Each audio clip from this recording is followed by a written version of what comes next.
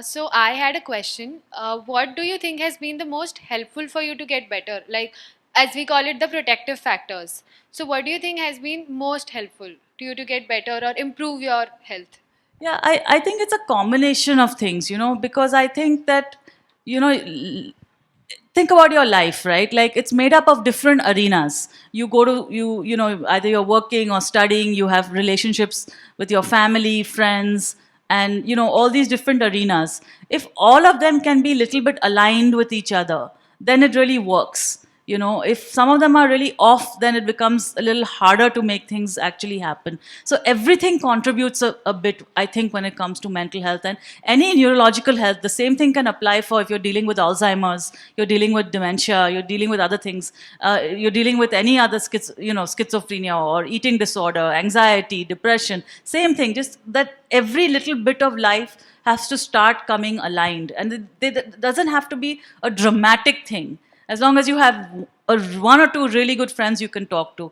Can you be a little bit open at work or at school about it? Do you have some member in your family you can talk to? Is your lifestyle okay? Is spirituality going to help you? If you can just get these few things working all together, that's the key multiplier impact that happens. At Lebanon Hall is all about chemical khichdi. So we would like to understand what is this chemical khichdi that goes on all the time in our mind and how does it affect us. So we have two phenomenal personalities today with us and I would like to introduce them to you. But before that, I would like to thank all our sponsors for this event and our main sponsor, Mahametro. So our moderator for today's session is Dr. Neha Bhave Salankar. She is a consultant psychiatrist based in Nagpur. About her qualification, she is an MBBS from Government Medical College and she has topped her final year and is a gold medalist. She has also topped her masters and is a gold medalist in that as well. She also took training in child and adolescent psychiatry at National Institute of Mental Health and Neurosciences, Bangalore. In a bid to diversify her academics, she has completed two courses from the prestigious Indian Institute of Management in People Management. Currently, Dr. Neha works as a consultant at the Bhave Institute of Mental Health in Nagpur. You can also catch her writing and views on mental health issues in the leading newspaper Lokmat Times, where she is also a columnist. She was the recipient of the Generation Next Award in Healthcare bestowed by the Lokmat Group in February 2023. Welcome, Neha.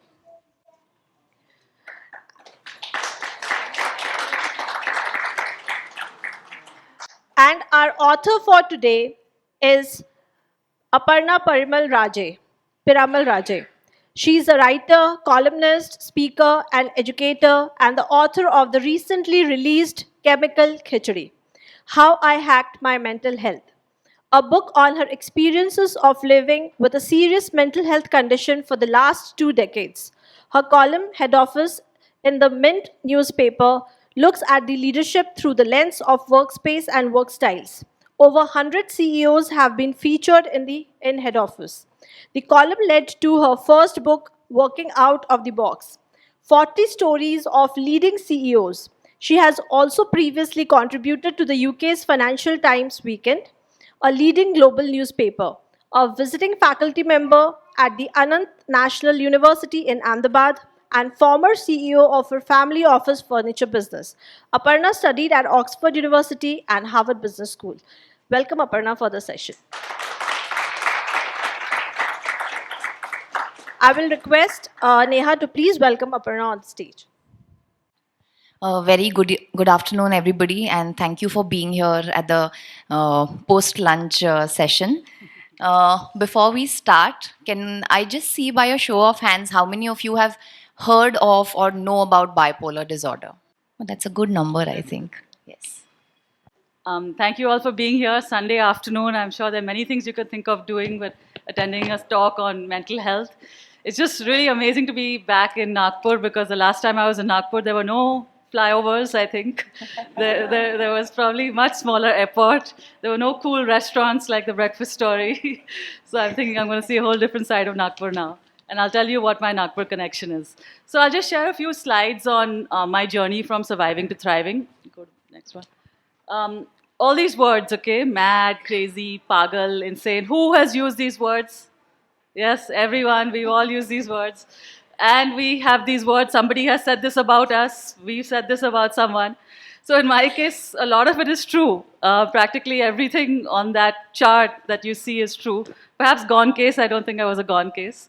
But I was all these things. And if you go to the next slide.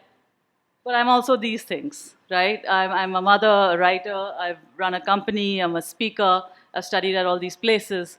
So how does that happen? How is it possible to have a mental health challenge and also do all these things? So let me take you very quickly through my journey, and then Neha and I will have a conversation in detail about it. So this is me at 24 when it all kind of started.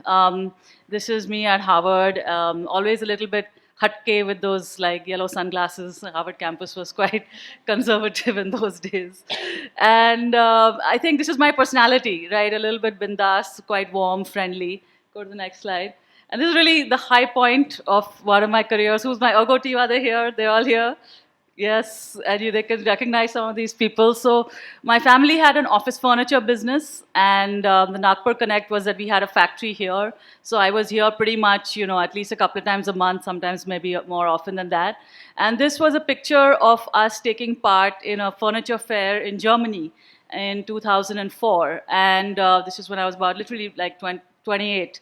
And really high point for us that we were the first Indian company to take part in any overseas fair anywhere in the world. And the world was much larger than, not so easy to do trade shows abroad. But very, very proud of this moment when I was able to lead this fabulous team and set all this up. Next slide. And then this is me transitioning into writing. And I had done 100 of these stories. This was my 100th story. I was writing for the Mint newspaper. A book came out in 2015. The next one. And then I turned to teaching also. So all this looks good, right? These all look like accomplishments, going to Harvard and teaching and writing and leading a company. But what's after that? What's lying below that? If you go to the next slide. This is a picture of me when I'm not so well. And if you look closely and you can look at the expression on the eyes and the face, you'll see that I'm struggling to smile. And I'm not quite there, So this is a picture taken from 2018. And I'm with my sister, and we were on a holiday. And to be honest, I can't remember when this picture was taken. I was so lost in my own thoughts. It was like I was having this movie going on inside my head. And just like when you go to the movies and the waiter comes there and wants to give you your samosas and snacks, the last thing that you want is for him to interrupt your service, right? You want to watch the movie.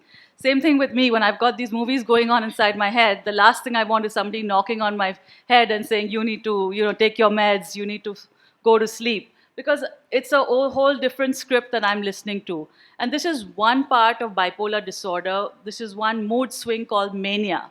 And it's one extreme where the thoughts are really not in my control. There could be voices in my head. The main thing is I'm just not sleeping very much. I'm just awake. I'm sleeping 2, 3, 4 hours a night. And despite that, I have so much energy, So it's a particular phase of bipolar. It doesn't happen all the time. It's happened to me about a dozen times in the last 20 years. And it goes on for let's say a few weeks at a time. But it's a very distinct phase, and it's called mania. And I'll show you one more picture. And this is me actually not so long ago. This picture went pretty viral on my LinkedIn. This is me on my sofa about a month ago actually, really trying to get that sleep because I found myself getting hypomanic again. But now because I've learned to live with it, I could arrest it very quickly and I could say, I know I'm getting triggered. I just need to take my meds. I need to get to sleep. I need to make my lifestyles okay. But this is what I'm trying to show you is that this is illness. And what you saw earlier is personality. And there's a huge difference between the two. Because I think when we have anyone dealing with mental health, we often think that there's a big, that somebody is moody or somebody is anxious or somebody is unhappy, that's their personality. And that's why that's why I've showed you these pictures to show the difference between the two. And the next pic. This is a pic of me when I was actually quite unhappy. And I was probably more depressed than I'd ever been in this pic about 10 years ago, for various reasons which I describe in the book. But if you can see that the picture of depression is not somebody who just stays in bed and is crying all the time. Even a picture of somebody who's very quiet, who's very withdrawn, who's not saying something could also be in that state, right? In the state this was really, really quite unhappy, but obviously I'm still with my kids, but I'm in my own world. Next one. And yeah, this is me back in my normal happy state. As I always say, waiting for some fashion journalist to come and pose, to take a picture of me posing. And next one. And then, of course, I wrote the book, Chemical Khichdi, which we're here to discuss. So the myth that I really want to bust is this, that people think that there's a myth that you can't have a mental illness and live a life, which is a full life. But I really want to say that you can. You can have a professional life, you can have a family life, you can have a social life, you can actually do all of that. What you need to do is to learn to survive with it and learn to thrive with it and learn to hack it. And that's, I think, what we'll discuss now. So thank you.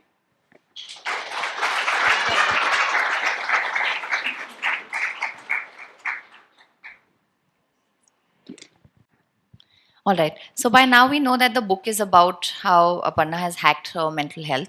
But before we go to the book, we want to hear a little more about Aparna. And you mentioned that you have a Nagpur connection. So can you please tell us a little about it? I used to come here often, take the 7 a.m. flight, take the 9 p.m. flight, and be home at midnight and have these 18-hour days because we had this woodworking factory and this steel factory over here. So be here very often with my team. All right.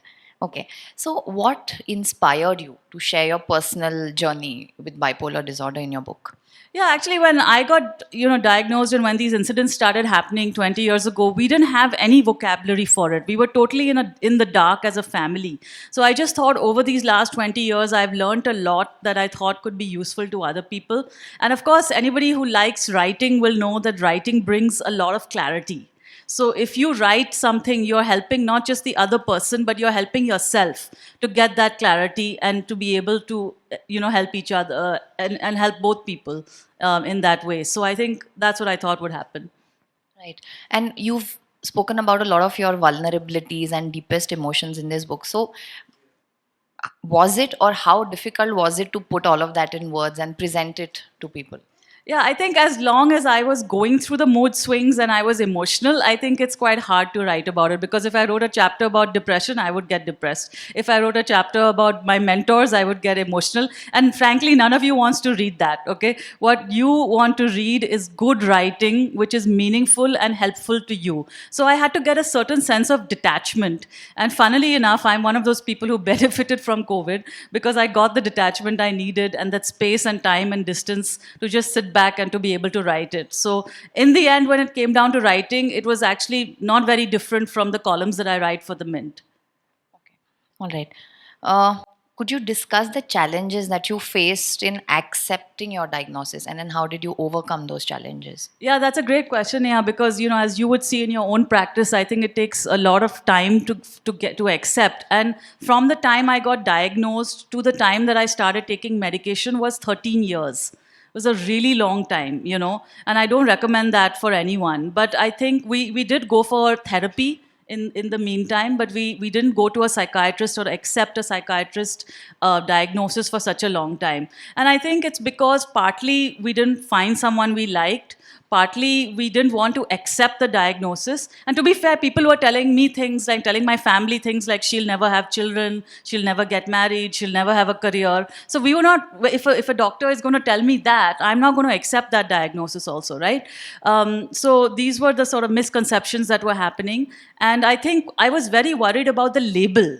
Okay, that I'm bipolar, how will it, is that my only identity? But I think it reached a point where I was actually quite psychotic. The book starts with an experience where I was in an ashram, where I was in such a bad state that my husband had to come get me. And I think at that point, it became very clear that I needed the intervention of a psychiatrist. Just out of curiosity, the things that you just mentioned, that people said that you can't get married or you can't have kids, did that come from mental health professionals, or was it more of family or friends? No, from mental health professionals. Okay. All right. Sorry. Not you, Neha. You're too involved. All right. Okay, so when you're not in the episodes of the illness, like you said, when you're back to your usual self, what is your emotional reaction to these spells that you've had?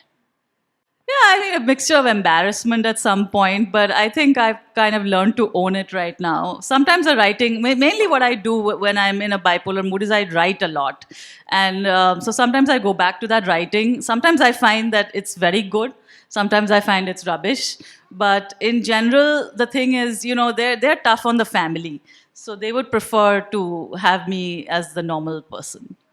Right. And if you ever feel yourself slipping into either episode, is there like a feeling of despair that creeps in that, oh no, here we go again? I think it's more a feeling of the train is leaving the station and you need to just stop it. You know what I mean? Like, I think it just is that acutely thing is just make sure it doesn't leave the station. So I think the main thing recently, as I guess what happened after a really long time, after like a gap of around 5 years, when I was feeling hypomanic, I just said, I just need to get the meds I need to go to sleep. Because if it's the sleep is such a big part of it. I think sleep in general, I think there are a lot of, I'm sure there are plenty of people in this room who suffer from some sort of sleep problem or the other, but sleep is really something that is very important. All right.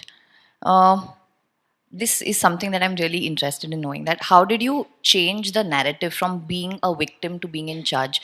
Because that is what severe mental illnesses do to a lot of people. There's this feeling of helplessness that you have, that you're not in control of the situation.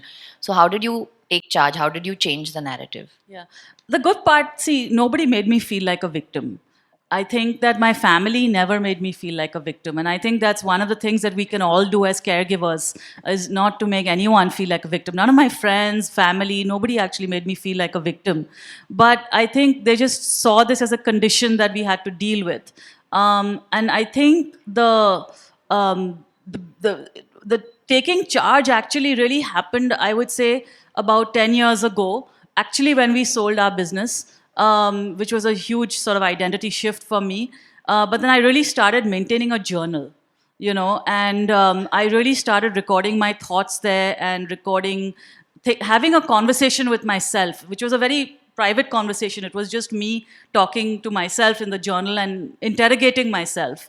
And that's when, over a period of time, I realized I need to figure out what's going on. And the question I was really asking myself is, what is going on in my life?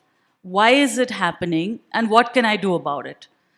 These three things. And sometimes you keep asking the same question over and over and over and over again, and you get a deeper answer. And I think that's when I realized that I really, like around 2012, I sort of said that I need to start taking charge of this. So I think what you did is one of the defense mechanisms that we term as intellectualization. You kind of detached the emotion from it and thought of it in very intellectual Yeah, terms. I think it was the best way to get detachment is to write something. The other day imagine all those text messages that you wanted to draft to somebody who you thought you were angry with. Imagine if you just wrote them down and didn't send them. How much better you'd feel.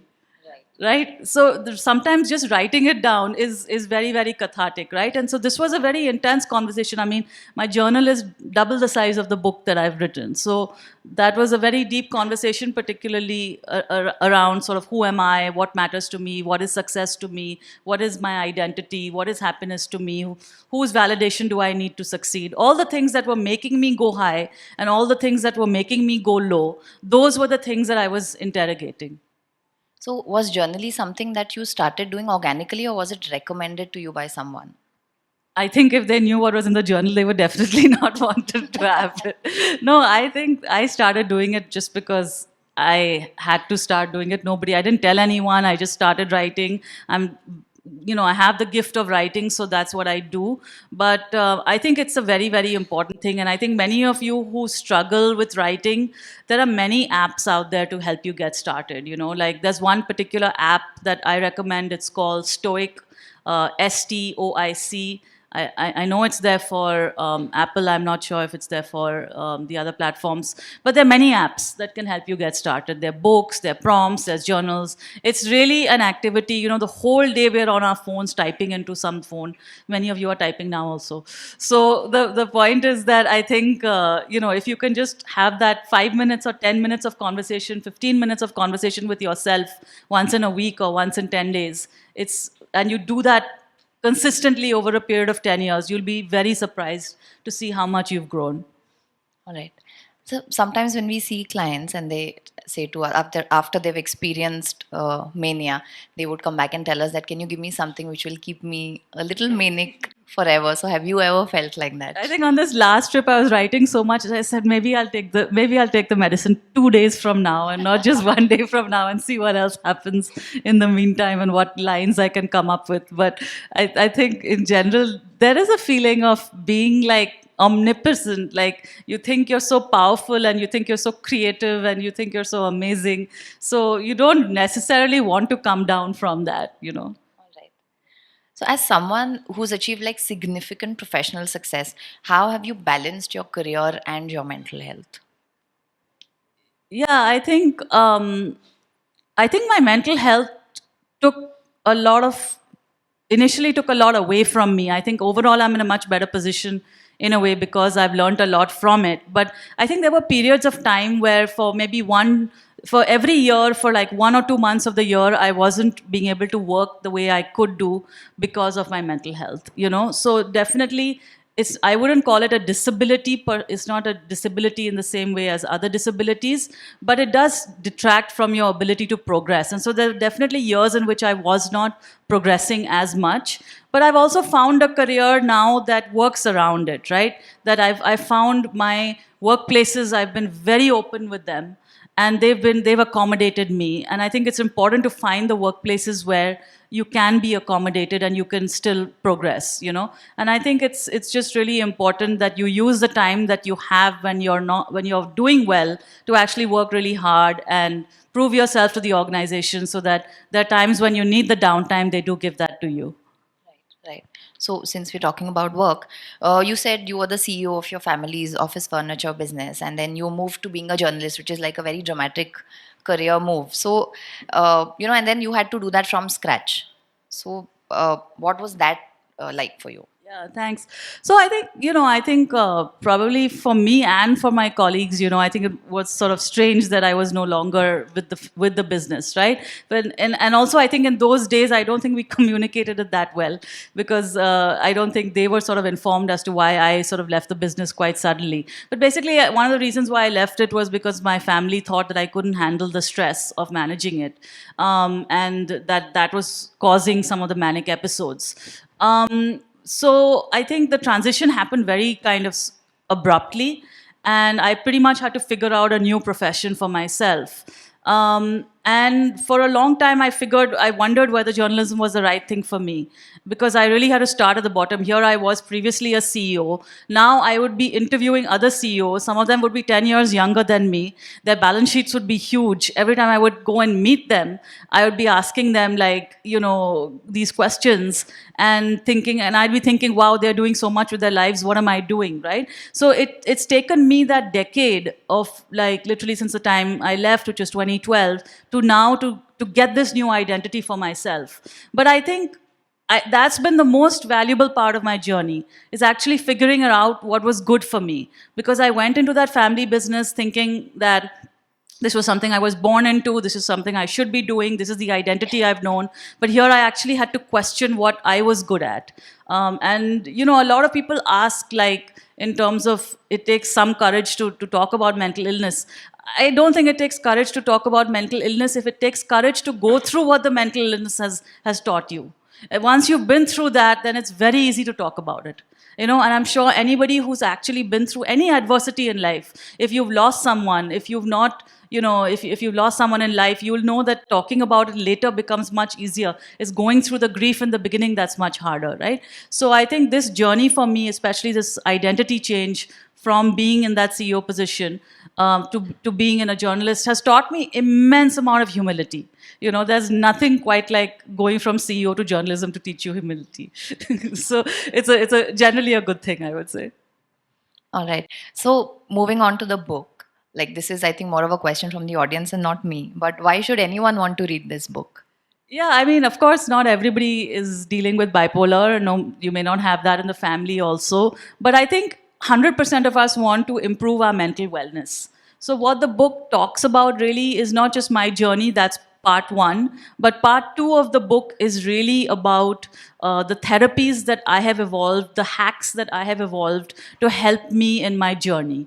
And I think those hacks, which talk about the role of family, which talk about the role of lifestyle, spirituality, work, these are all from everyday life. I'm not asking you to go for some fancy hypnotherapy or to go for some, unaffordable therapy that you can't do. These are all things in our everyday lives that we can do, which if you want to take charge of your mental health and also if you want to care for somebody in your life, and we are all caregivers in some way to friends or colleagues or family members, I think this can be helpful to them.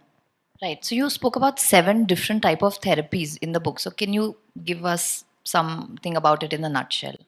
So, in a nutshell, there are 3 that are really good for surviving, okay, which is the role of mental health professionals and medical help, people like Neha, really, really important to have those as a starting point and to follow that consistently. I'm not saying you have to take meds, but I'm saying if you are prescribed meds and from someone you trust, then please do take them. And go to a therapist. I don't think you need to be, broken or wait for something tragic to happen in your life to go to a therapist. You can just go to a therapist or a counselor and in general and talk to them whenever you need to. I think it's helpful to have that as a practice. So anyway, so that's one. And then the lifestyle piece, which we've talked about like exercise and yoga and sleep and all that, but I didn't realize just how important that is. Like if I wasn't so vigilant about it, sleep is really, really important. Like I really structure my life around that. And love therapy, which is the role of the caregivers in your life. The book is also a lot about what caregivers can do to play that role. So these are the 3 for surviving, and I think most of us are struggling with just these 3. But if you want to go from surviving to thriving, if you want to go to a stage where you are actually able to talk about it, write a book about it, go on stage, do social media, you want to do all of that, then you really need a lot more introspection. You need some spirituality in your life. You need your colleagues to be on board. You need to have a lot of allies in your life, whether those allies are friends, mentors, networks. You need to have those people in your life. So you've dedicated a whole chapter to spiritual therapy, which is something that we don't very commonly discuss in professional circles. So can you tell us something about that? Yeah, I think that spiritual therapy and medical therapy is like a jugalbandi, you know. It's and just like in all the jugalbandis that you see, it's a little bit like it's improvised and it's spontaneous and sometimes you learn. But spiritual therapy, it goes a little bit deeper. I'll use one reference, and I hope it's not like seen as a violent reference. But in mental health, we often talk about triggers, right? And a lot of talk therapy is trying to understand what are those triggers. Is it something that happened in your childhood or some adverse experience or something that triggers you? What spiritual therapy is asking is very simply is let's go beyond that and tell me, why is your gun even loaded in the first place? So if today I'm getting triggered by you, by something you said, I'm still responding to it in that way. But if I have a certain level of detachment in a positive way, then whatever you say is not going to trigger me. Right? So that spiritual therapy, that understanding of Vedanta, it doesn't have to be Vedanta. You can go to any kind of spiritual text that works for you. For me, it was Vedanta. But, it really helps you to understand the power of, let's say, detachment, the power of gratitude, the power of mindfulness. And it gives you a way to look at your body and mind and intellect, so you have a much, much deeper understanding than what talk therapy is just telling you. But talk therapy is also very, very important because it gives you a framework to have that conversation, which is why I say it's a jugalbandi of these 2. Right. So what misconceptions about bipolar disorder do you want to dispel through your book? Well, yeah, the first one was definitely that you can't work and you can't have a life, so you can have a normal life. That's one. Second, that it's something scary, that it's something that is very difficult to manage or something. It's very manageable. It is very manageable. Of course, there are times when it is very difficult. I don't want to say it's a serious mental health condition. People who are, dealing with untreated mania, they do all sorts of things like they'll bash up cars, they'll spend their life savings, they will have relationships, they'll do it goes to the extreme. But having said that, it is manageable. That's one thing. And the other thing with bipolar, it's not that you're swinging all the time, right? You might have swings sometime from ups and downs, but most of the time you can be pretty normal. And you can have children and you can get married. Yes, thank you. All right. What are some of the responses from the readers? Yeah, I'll share two actually, just to show how universal mental health is. One was from an American, and the book is not really very popular in America. It's not been distributed there too much, but this is a friend of a friend, and he got the book. And he's in the same age group as me. He's got 2 kids. He's an entrepreneur, and he said that I'm just reading first 20 pages, and I can feel that you've been telling my story. Same sort of things have happened to me. So this is a guy in America, and at the same time, I get a letter actually from a lady in Nagpur, and she said that I read your book with the help of a dictionary because I couldn't, I'm a Marathi medium student, and my son is suffering from depression. And my husband also suffered from depression. He was a doctor, but he recovered. But my son, we don't know how every day is going. And she just said that आपकी किताब ने नई उम्मीद दी है. And I thought that was so nice, and that, thank you. Uh, and the fact is, these two people have nothing in common, right? They don't have language in common. They don't have geography in common. They're from totally different profiles, but they're responding to the mental health challenge, which is universal. So that was the goal, to just try and reach people at a very, very human level. Right. And as a reader, like what we were talking about earlier, I love the fact that you've been able to maintain like a positive tone throughout the book, considering the fact that it deals with a lot of serious issues. But it's refreshing to have a positive, uplifting tone through to the whole book. So, moving on to mental health, why is it important to talk about mental health? Yeah, because I think mental health impacts all parts of life, and it's related to everything. You can't have exam stress separate and mental health separate. You can't have domestic violence separate and mental health separate. You can't have poverty and unemployment and all the things that are happening in our country, and then say that that mental health is separate. So I think it's just linked to everything, and it's just now that we are evolving a vocabulary for it, that we can talk about it. If we don't know how to talk about it, how will we heal it? How will we see it? How will we identify it? So that's why we need that vocabulary, and to be able to have the spaces such as this, the safe spaces where we can ask questions and we can talk about it. Right. So, do you have a message for people who are currently suffering from mental health issues but they're not willing to see a professional for the same? I mean, the thing that I've learned over a period of time, that what one of my friends commented, is that I think vulnerability can be your biggest guru. I think any of us who've gone through any hardship in life will say that. But I think particularly through being bipolar, as I said, I learned a lot about humility, but I learned so much about spirituality. I learned so much about mindfulness and gratitude and detachment, and all these things I learned only because of mental health. Otherwise, I would be doing something very different, maybe. So I think the thing is, I just want to give people the idea that, especially with mental, it starts with a journey, and meeting a mental health professional is the first step, of that journey. It's not going to end with that, but it's the first step, and it's the most essential step. Right. So, what were the hurdles that you faced when trying to access care for your mental health? I would like the mental health community to be more collaborative. I think we have a system here where we put doctors on a pedestal and patients are here. Who agrees with that? Right? So I think we're going in, we're having 20-minute consultations, 15-minute consultations, things are prescribed, and they're just being handed out to us. Side effects are not explained. So I think what I would love to see from the medical community is really a much more collaborative approach where the patient and the doctor are working together, they're developing trust, there's equal respect. It's a little more on an equal footing. And I think that allows for more better results because the patient is more likely to take the medicines and to comply to that rather than just being told you have to do this and you have to take this at a particular time. So I think that this is probably a better approach that I would suggest.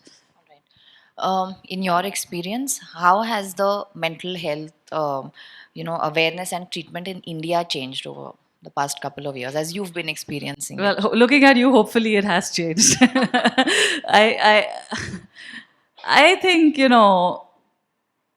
there's a lot of patriarchy in our medical system, and I still now continue to go abroad for my care. I've been told by mental health professionals, you shouldn't write because your husband is working so hard and you should support him. You're so good at planning the children's holidays. That's what you should be doing. So I'm not going to accept that. Then I'm just going to say, I'm firing you as a psychiatrist.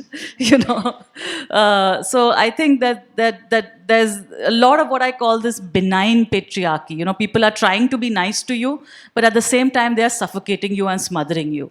Whereas I think the conversations that I'm having with my therapists abroad is much more about this is what you can do with your life and you need to work this piece out for yourself.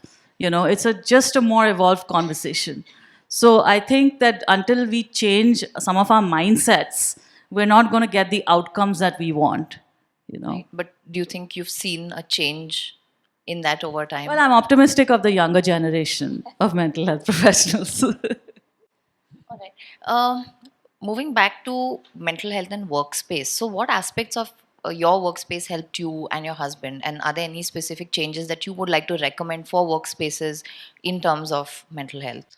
Yeah, so I've done a little bit of work on workspaces even after the book came out. But for me, what happened was that, I was reached a stage about 10 years ago when I was doing all this writing, even in the newspaper that I was working. So first I had to leave the family business because they felt I was getting stressed out and manic. And the second, then I joined this newspaper. And because I wanted to prove myself, I took on too many assignments and I was working for 4 editors at one time. And then I couldn't do that work and I started getting stressed out. So in the end, I had to tell them, right? And I'd already worked there for some time, so I'd built up some reputation, but I had to tell my boss that, I'm bipolar, I need some reasonable accommodation, as it's called right now, and you please help me out with this. Now, they, luckily, I think being quite evolved, they responded, and they said, fine, take the time that you need. And in any case, I was a freelancer, so it was easier. So it was easy for me, when these things happen, to get a little bit of accommodation from them. And I was also able to advocate for myself. I was also able to say that, okay, now I figured out this is what I need from you. I might need an extra week or 2 weeks. If a normal, so-called normal person is doing it in like 1 week, maybe I might need 2 weeks to do it. So I think we had a dialogue and we were able to figure out the right fit for us. Similarly, with the university where I teach, I told the person who hired me that, look, I'm bipolar and this might happen. And at the time he said, yeah, theek hai, fine, no problem, no big deal. But then I showed up to work on the first day and I was manic, okay, in the middle of a semester. And so then they said, oh my God, what do you do? She can't. She literally cannot teach like the whole, week that she's supposed to teach. So they figured out something. I never even found out what the credits or grades that the students got. But they had me back. They had me back after I recovered. They gave me a second chance. So I think this idea of giving people second chances, not writing them off, having that sense of empathy in the workplace, having a dialogue, overall, it requires all the stakeholders in an organization to be aligned, because you have a different relationship with your manager, you have a different relationship with the CEO of the company or the head of the organization, you have a different relationship with your team member, you have a different relationship with the HR person. So, it requires that organization to be aligned around that. I would love to see more of that conversation happening within companies, because the facts are actually that if you look at the statistics, maybe one, like 40%, or anywhere from 30 to 40% of employees are going through some sort of stress, burnout, depression, anxieties. The stats are not great in anywhere in the world, but particularly in India also. All right. So my last question before we move on to the audience questions: what is the one take-home message that you would want the readers to get from your book? Read it. Just start with that. If nothing else, read the chapter on work therapy. Just read that one chapter. And also to highlight, like Aparna has mentioned, like a list of great resources towards the end of the book, which are easily accessible, free for use. So please get the book and do go through the resources she's mentioned at the end of the book. So thank you so much. And I think we'll go to the audience questions now. We'll go one by one. Please make it short and crisp. Yes, we'll start with the kid first. Hello, ma'am. Ma'am, actually, there is a relative of mine. Even she is suffering from a mental illness. I don't know the name, but when she feels like demotivated and all, she calls my mother and talks to her. So, did you had a person like that? Yeah, I'm glad she has your mother to talk to. That's nice. I had plenty, and I think that's why that's why I'm here, because I had so many people I could talk to like that. And I think it's really important. In the book, I call it, either you could call it love therapy, who are the people who are immediately looking after you, or the therapy of empathy, because that's probably what your mother's giving her, is a lot of empathy. Nice to hear your lecture.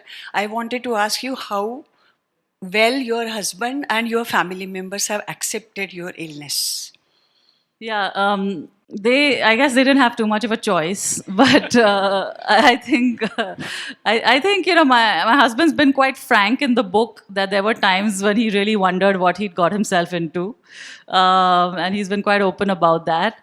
I think for the kids, they've evolved from just sort of seeing that something is going on to now becoming a little more like, not exactly caregivers, but they are definitely in a position to take care of me. I think especially my older one is very, very good at seeing my mood swings.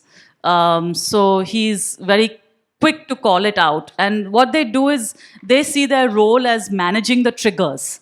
And I think all of us, all of us, you nodding over here, that you know that when you have somebody in the family, when something is about to happen, you can sense what's going on and you can try and talk to them. And so I think that's what they do pretty well.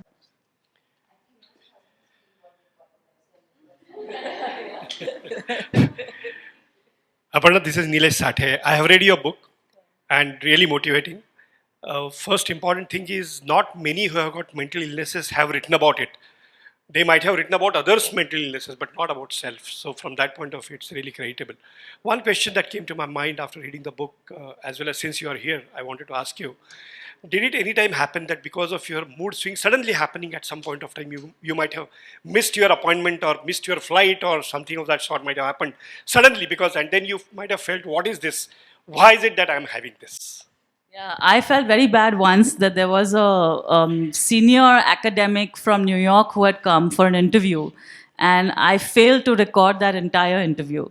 Okay, and so I was with my editor, and he sort of assumed that I would do it, and I didn't do it. And I interviewed him for 1 hour, but I only had 11 minutes on record. And then I wrote back to him, and he was kind enough after that also to send me some points and everything, and I made a story, but then it was too late, like by the time we couldn't run the story. So I think many things probably would have happened. Many things I probably wouldn't even have realized, actually. I mean, if you ask my sister that question, I think she could give you a much longer reply. So my question is can you tell me about the first time when you felt the urge to get it diagnosed? Like, in our society, it is still kind of a tabooed subject to approach a mental health professional, and we just strike it off saying कि अरे mood swings होते हैं, या जैसे age होता है तो फिर age की वजह से ये चिड़चिड़े हो गए, बच्चे होते हैं तो थोड़े naughty है, जिद्दी है, ऐसे कहते हैं. तो how did you go for the first time? So I think there were two first times in a way. There was a first time when it actually happened, when we didn't know what was going on, and basically I had done an internship with Chandrababu Naidu in Hyderabad, and I think that, and then I was going to Harvard. So the combination of .com, Chandrababu Naidu, and Harvard was enough of a trigger to make me feel very excited in life. No, but there were a lot of things going on at home also. There was a lot of emotional turmoil. So there were just too many emotions going on in my head. And I just started getting into that manic phase of thinking I can change the world and, do a lot of things in life, drawing up plans and not sleeping and all that. So it was very clear to my family that my behavior had changed. Okay, and I think the key thing in mental health, actually, in fact, abroad now, it's not even called mental health, it's called behavioral health, because your behavior changes for not just 1 day, 2 days, 3 days, but for let's say a couple of weeks at a time, something like that. So that's a good time to get that diagnosis. But at that point, we were just so sort of, what exactly is going on here? Plus, I have to go to Harvard. And oh yeah, just to answer that question of the gentleman earlier, yeah, I actually showed up for Harvard for the immigration in the U.S. without my forms. Okay, and they said, please give me your whatever form that is required, and I said I don't have it, and they said, okay, fine, you can come, and it's okay, it doesn't matter. But I was in that state of mind that I hadn't packed my papers properly. So I mean, that was one time. But I think when we had, even at that stage, there was still a question. We got a diagnosis, but people are like borderline, maybe borderline bipolar, maybe it's life circumstances, a lot of things are changing. So I did go and see a lot of doctors. We have a doctor in the family. My aunt is a doctor. So I don't think we were afraid of doctors per se, but there were some question marks about the diagnosis. And then later on, when I was in 2013, I was in pretty bad shape. When I was coming back from this ashram, and it was pretty clear I needed medication to tranquilize me. So I just hadn't slept for a long time. So yeah. So, Don't wait for the crisis, is my suggestion. ma'am, so I had a question. What do you think has been the most helpful for you to get better? Like, as we call it, the protective factors. So, what do you think has been most helpful to you to get better or improve your health? Yeah, I think it's a combination of things, because I think that, think about your life, right? Like it's made up of different arenas. You go to, either you're working or studying, you have relationships with your family, friends, and, all these different arenas. If all of them can be a little bit aligned with each other, then it really works. If some of them are really off, then it becomes a little harder to make things actually happen. So everything contributes a bit, I think, when it comes to mental health and any neurological health. The same thing can apply for if you're dealing with Alzheimer's, you're dealing with dementia, you're dealing with other things, you're dealing with any other schizophrenia or eating disorder, anxiety, depression. Same thing, just that every little bit of life has to start coming aligned. And it doesn't have to be a dramatic thing. As long as you have one or two really good friends you can talk to. Can you be a little bit open at work or at school about it? Do you have some member in your family you can talk to? Is your lifestyle okay? Is spirituality going to help you? If you can just get these few things working all together, that's the key multiplier impact that happens. I had a question. You mentioned during your diagnosis, they were figuring out about whether it's borderline or whether it's bipolar. Do you might have any idea what exactly is the difference between bipolar and borderline? Because many a times people do get confused between BPD and because they call both the So sorry, I just clarify. It wasn't borderline personality disorder. It was more a question of she's a borderline bipolar case or she's an actual bipolar case. That was the difference. Borderline personality disorder is a different condition. You may want to talk about it. And bipolar is a different condition. What they were trying to clarify is, am I a full kind of bipolar case or is this a borderline? And in the end, there are tests you can do. They made me do some clinical assessments. And a couple of times I did those assessments and then it became clear. Do we have any more questions?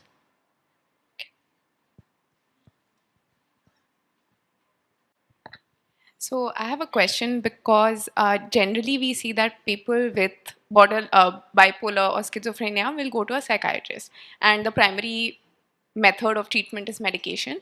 But you touched upon therapy and how it's helpful for you. So I'm curious about what has been the scope of therapy for you and like in which ways has that helped you? Yeah, it's a great question. Thanks for that. I think therapy is really, really essential.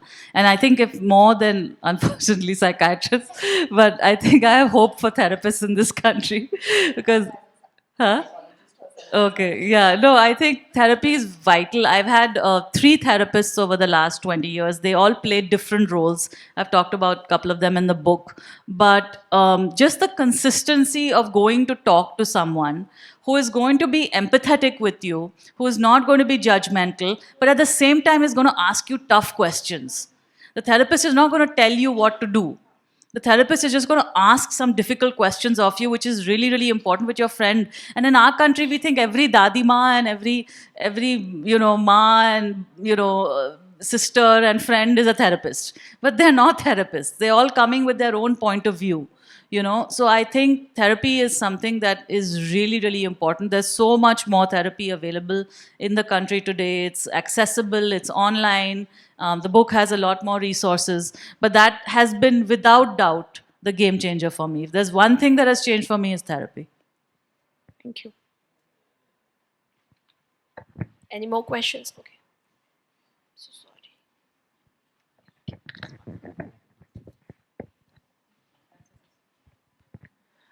Hello, ma'am. What are your point of views on numerology? Like, numerology is also considered as therapy. Like, healing sessions are given. Do Okay, you- I'll take this one offline because I have a private view on that, which I don't want to advocate. But I'll discuss it with you No offline. problem. Yeah. Okay, thank you.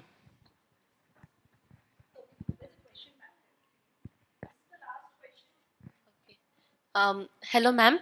Actually, I just wanted to ask that why is like that currently in this may I say like from the last 5 years also like it's more than actually I'm talking more than the years. In the last couple of years, mental health has become such a big issue.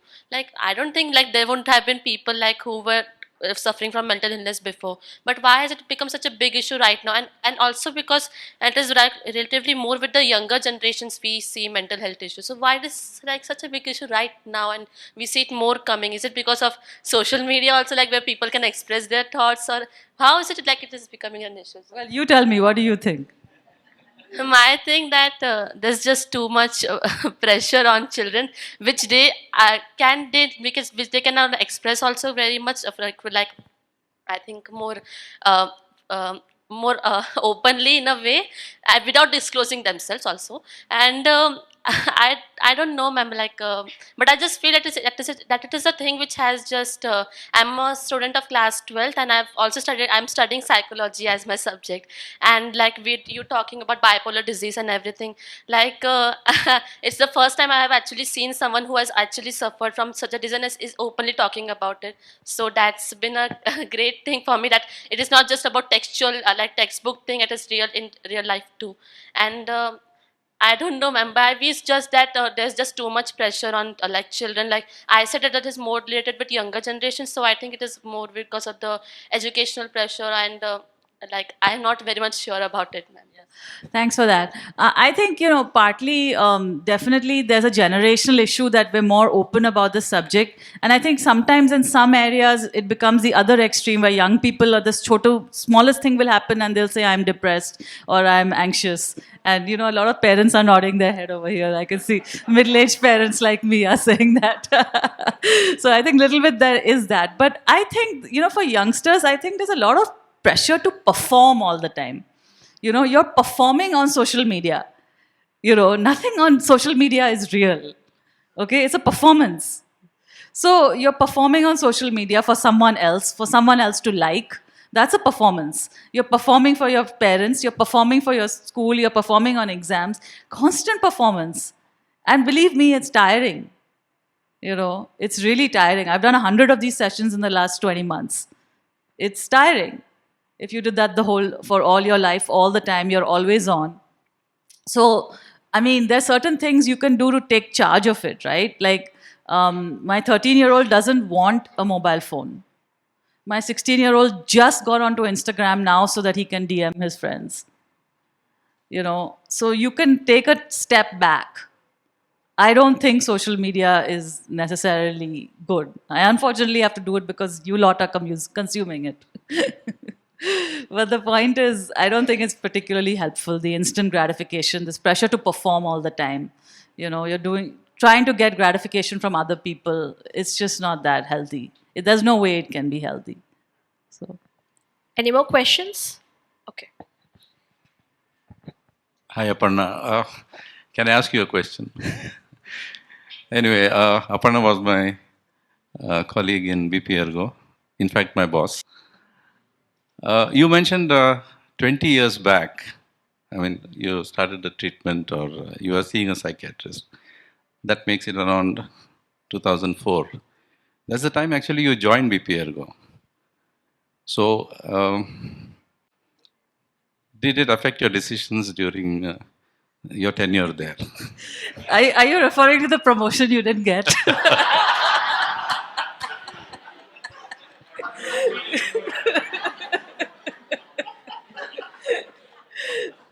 No, I think at that time there was actually I was generally pretty good then. You can correct me if I'm wrong. In that period, I think coming to Nagpur kept me quite stable. But I think overall, at that time I didn't think of it as a condition. I just thought it more like I have to learn how to manage my emotions and manage my family. I think that was probably the bigger part of the challenge. So. Yeah, any more questions? This side? Okay, this one. Hand. Yes, so my attention to bipolar disorder came via a series, Homeland. I don't know if you've seen that. So, are there any more series which portray bipolar disorder in a more honest way so that we can all actually see and feel what bipolar disorder is like? Yeah, I actually haven't seen Homeland, although of course it's been so well recommended. Silver Linings Playbook, I think is really good. Srivatsa Nevatya's book, if you want to read that, is also very, very honest, even more honest than me, I think. Book on just as a memoir, if you want to see that. What is it called? Srivatsa Nevatya, I can't remember the title right now. And Jerry Pinto has written a very beautiful book, novel, but loosely based on his family, about being a son and his mother having bipolar. That was M and the Big Home. That was very beautiful. Yeah, any more questions? So thank you so much, Aparna and Neha. I guess it was really a very insightful and wonderful session. So I would just like to highlight on what, as the audience, I am taking from this session back, and I hope so you all will agree to this, that your mental health is just as important as your physical health, right? And sometimes it is okay not to be okay, I believe. And also, taking care of your mental health is one of the form of self-care, self-love, which we all must do, because we are worthy of the happiness and the peace of mind that we are looking forward to. So I guess these are some things, some takeaways that I take from this particular session. And thank you so much for this. I hope so all will read this book and understand that how it is, how important it is to accept that what we are going through in life, and how we can find a solution for it, because acceptance is the first step towards the solution.